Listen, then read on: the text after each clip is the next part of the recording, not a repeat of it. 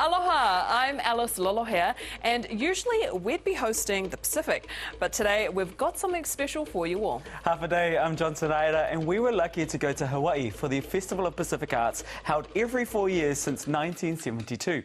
Artists, carvers, weavers, creatives and musicians gather for the biggest celebration of Pacific culture and identity on the planet.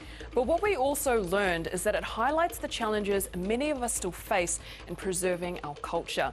In Hawaii, we met Hinaleimoana Wong-Kalu, an acclaimed filmmaker, activist and fierce advocate for Kanaka Maoli cultural traditions, many of which are under threat. Here's our extended talanoa or interview with her.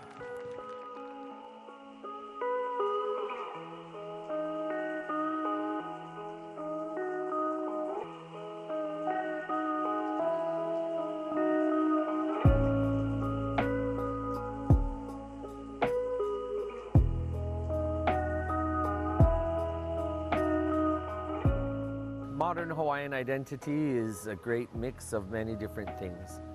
Hinaleimoana Wong-Kalu is an acclaimed filmmaker and was named by USA Today as one of Hawaii's 10 Women of the Century. She is also mahu, or transgender, and a fierce advocate for Kanaka Maoli cultural traditions, many of which are under threat. Would you be able to share with us a little bit about the history and culture of Hawaii before the West came in? The most notable, how do I say, Hawaii and its collision with the West occurs in the year 1778. It is the most notable year that foreigners have made such a prevalent impact upon Hawaii that my people still reel from it today.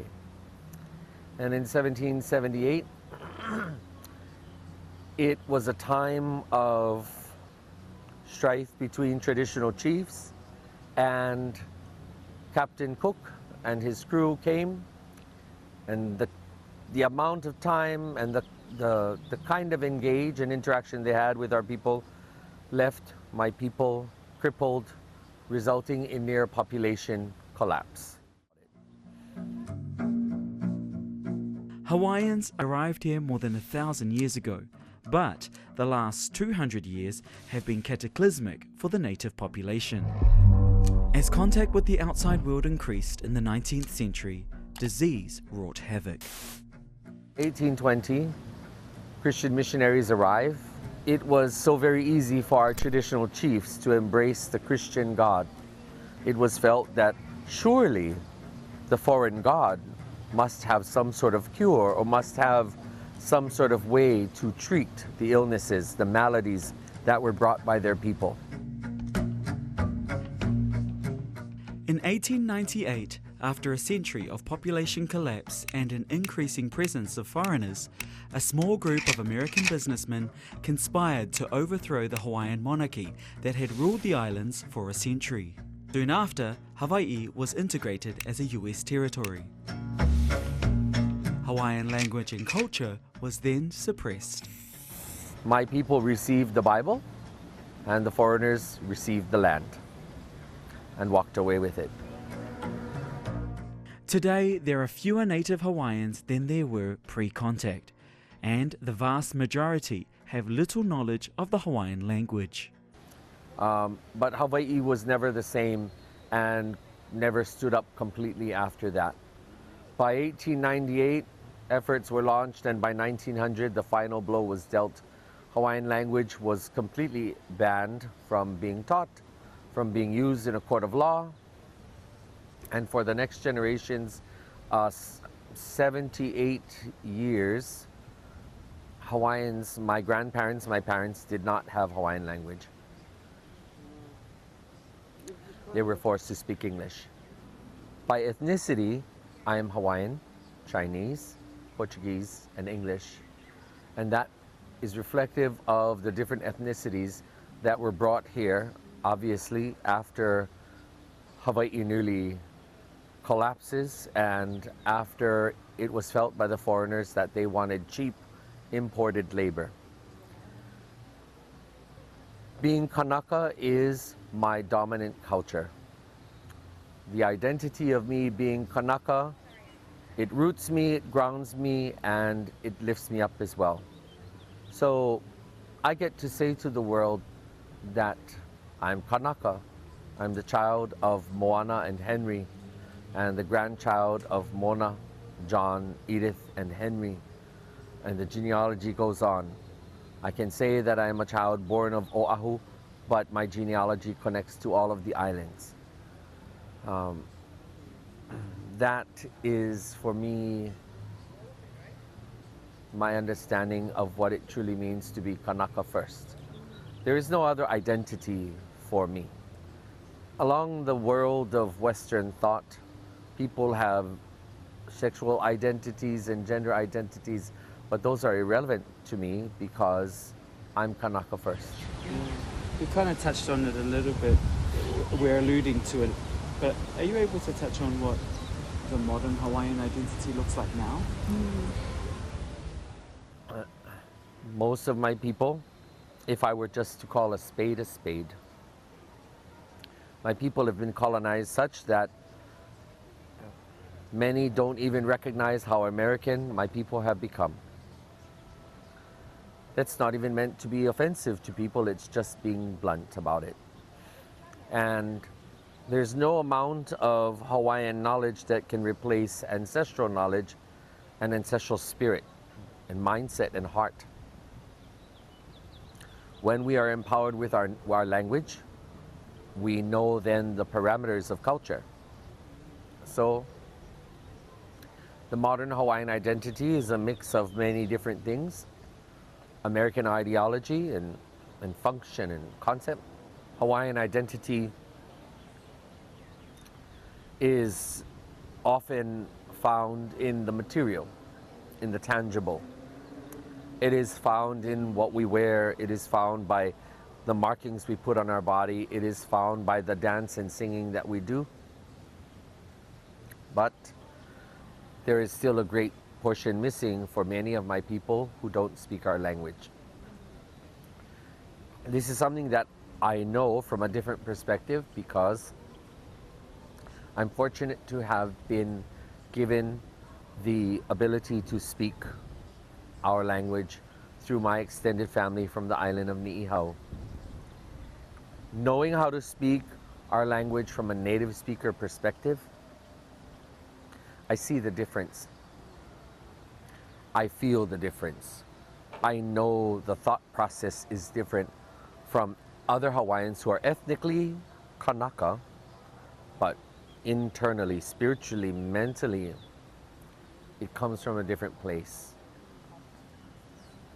I'm sure that my contemporaries may either take offense or may disagree. But when I am with Ni'ihau people, when I'm with Tonga people, Samoa people, and the rest of the Pacific, it's all the same.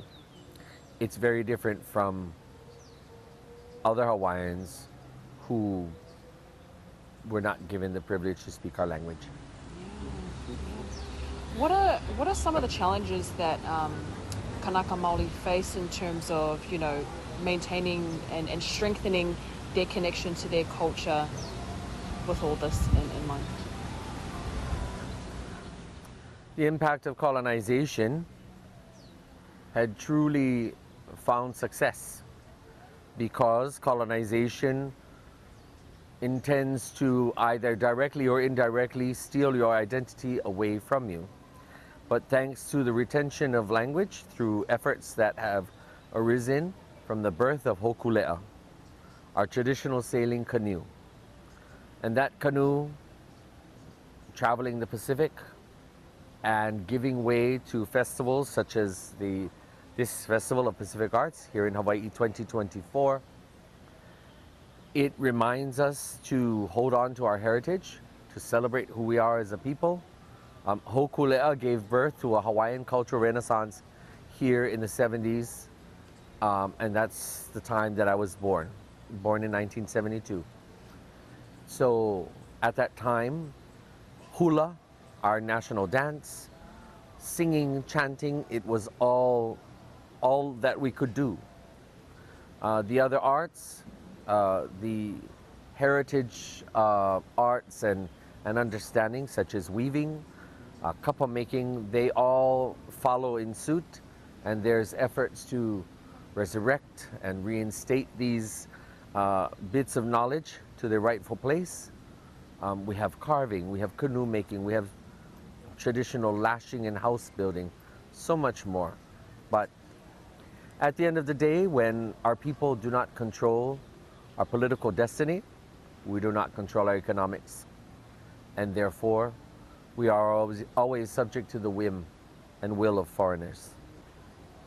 Speaking from my own personal experience and as someone who graduated from the Kamehameha schools, which is part of the legacy of Keali'i Pauahi, one of our last princess who left her estate to provide for the education of her people, myself, so many others. We were taught to be good and industrious. People in public schools were simply taught to be colonized island people and to become American. But essentially, no matter whether you went to private or public school, it was never a goal for us to be native. And that has a very pervasive and prevailing, reeling impact upon my people, such that, again, when you don't have language, when you don't have culture, and it doesn't exist as a viable mindset and as a viable seat for heart and spirit and emotion, it then creates the reality where most of my people look to the United States, the continental US, otherwise called by our Native American friends as Great Turtle Island. That's what they refer it to. But when we speak about what the world knows as the United States of America, for my people, many of them will refer to the continental US as the mainland. And I know that I anger people when I say that my people should really consider where their mainland is. Because if you're proud to be Hawaiian, it's not saying that you can't hold a US passport, but it is saying that you should remember where is your motherland, where's your homeland, and where should our allegiance and our heart and spirit rightfully be. And that requires a centering that challenges the modality of my people's existence. This modality was imposed upon us by the education system that prevails until today. For as long as my people are not in power, and even if we were in power, I shudder to think, because too many people from amongst Hawaiian ranks have either moved away to the continent, or those that live here are far too Americanized and colonized to see the pathway back. And those of us who do, I, for example, am one of them. I will never, ever say that I'm an American. And it's not meant to be offensive, but I will always be a Hawaiian, and I will die as a Hawaiian. And I will die honoring the Hawaiian flag. And that's that. I am required to carry a US passport. It is a positionality that is not well understood by many Hawaiians. However, again, most of my people have run away. And Hawaiians are just a minor percentage. We are a minor minority in our own homelands. I believe we're less than 10% of the people now. More generous estimates have us at 20%, but not according to the last survey that I'm following. So when we're not even the majority of ruling class, you know, everything is just rather nominal and rather token. In Hawaii, if we were to only look at economic development and economic fiscal stability, it is often argued that you have to keep pandering to the masses, and you have to keep the power of the dollar flowing. But the cost has been the expense of my people and our ability to simply be happy in our own home. Now the foreigners come, they buy land which we no longer can afford. They come for fun in the sun and enjoyment and look to us to smile and cater to them, when our lives require us to have 2 to 3 jobs to live and exist here in our home. And when there's not much that you can find in Hawaii that is reflective of our culture as a living daily culture. The culture of my people exists in niches, exists in little enclaves. It exists in little nooks and crannies here and there, a bar here, a store there.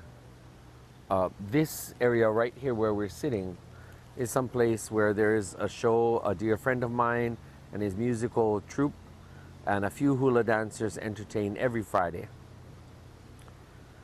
But finding this culture and living this culture is not something you will see on the daily. You can imagine if you were to go to Rarotonga, Tonga Tapu, and the Palangi people, every last foreigner come, and you are told how to do what to do. And now my people have to go seeking approval and consent from the foreigners to do whatever we wish to do in our own home.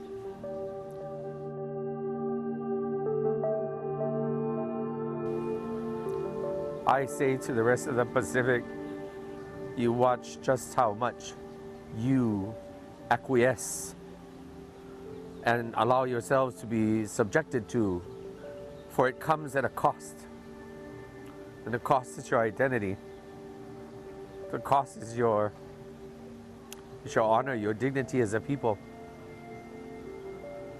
That is the lot of my people here in our home, is that we have to fight and we have to argue just to exist in our own home.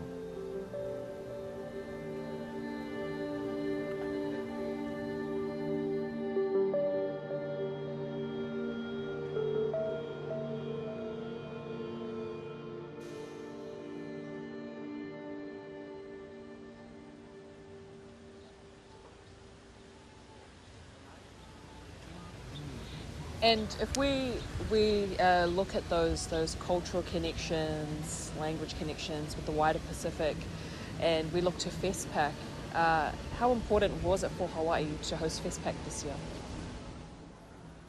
It was about time that Hawaii took its place to be able to host the Festival of Pacific Arts. And this year of 2024, it has been an honor to serve and to welcome in all of the spaces and places where they have interacted with our people.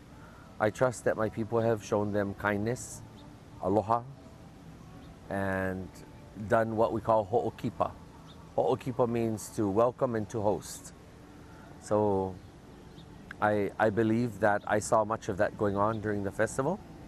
And well, as the theme of the festival, Ho'olulahui, it was meant to inspire, I believe, or at least that's the understanding I hold, to have our Pacific people continue to proliferate, continue to grow our numbers, to make sure that we do all that we can to not fade away and to not be washed away by the tides of time.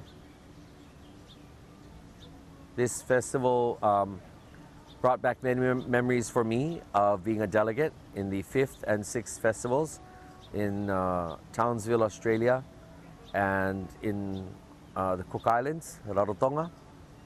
Tumu te waro waro. Turo.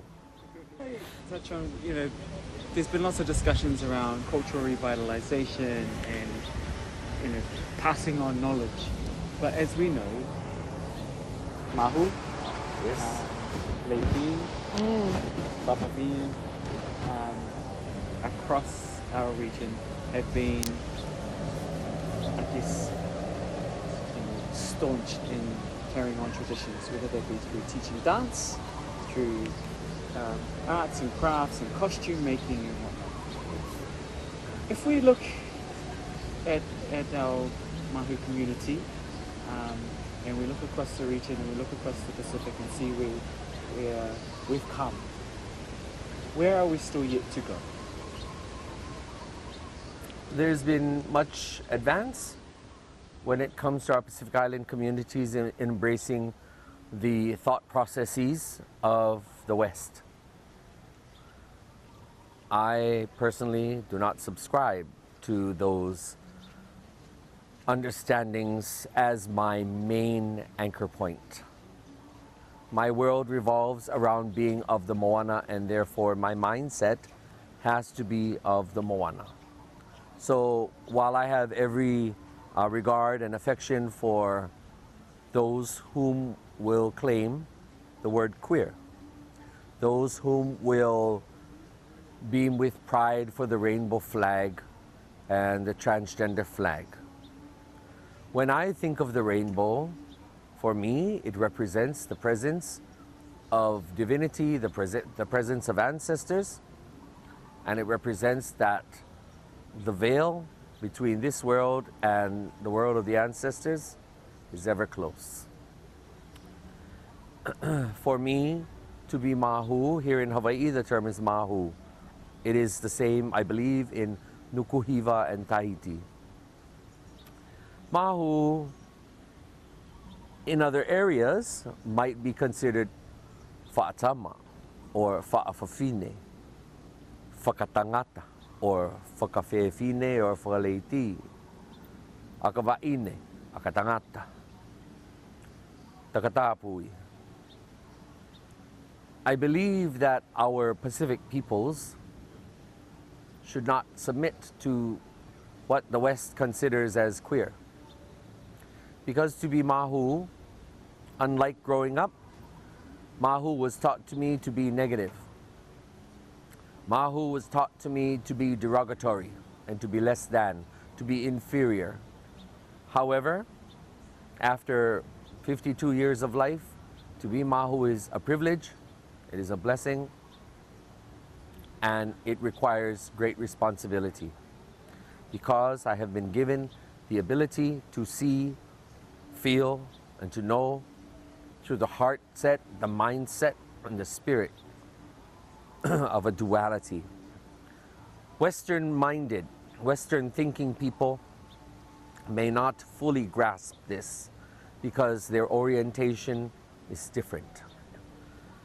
Pacific peoples, especially the Polynesians, we come from a singular pronoun, ia, oia, or goia. It is he, it is she, it is it. There is no gender attached to oia or goia.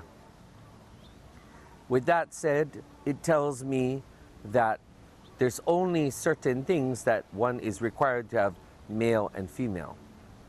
Western socialization, normalization, acculturation, Christianity, foreign ideologies come in to replace our traditional values. However, our people understand. For anybody who speaks their dialect, ia, he, she, it. Again, there's no gender to it. So the word Mahu is simply an adjective. It describes a bit of information about the individual, but it does not require us to conform. The West has all kinds of things. Gay, bisexual, transgender, and sex and gender become an identity. But I don't believe that that is indicative of me as Kanaka. I am Kanaka. I'm the child of my parents. I'm the grandchild of my grandparents. And this is my land base. I am born in this district, Kona, the southern district of Oahu. My valley is Nu'uanu. The peak of Lanihuli is there at the top, and 3 bodies of water, Waikahalulu, Puwehuwehu, and Nu'uanu, flow to the Sea of Mamala.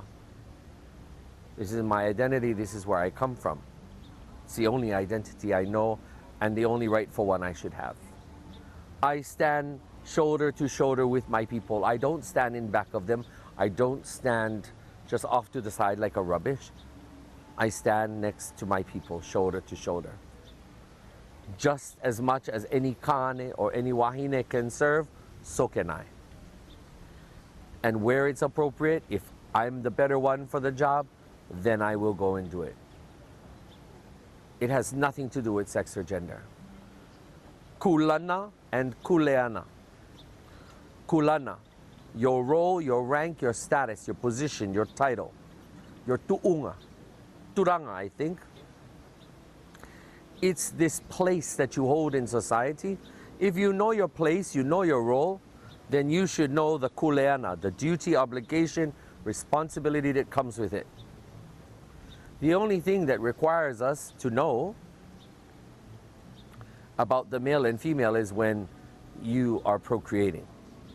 That's what that's for. But other than that, people who are mahu can exist between the space, and we are the ones to fill the gaps. We are the ones to pick up the slack. We are the ones to support and help the kane and the wahine. Enough said.